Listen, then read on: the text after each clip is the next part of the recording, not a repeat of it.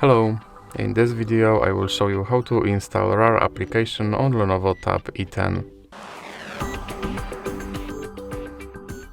So you have to start with opening your Google Play Store.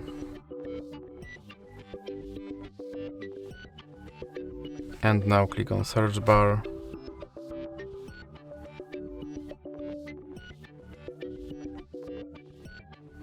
And type in RAR and click search.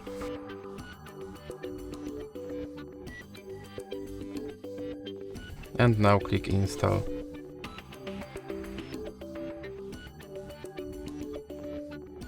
Now you can click open. And now click allow.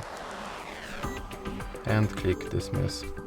And your app is now installed and ready to use. So that's it for this video. If you liked it, please remember to leave a like and subscribe.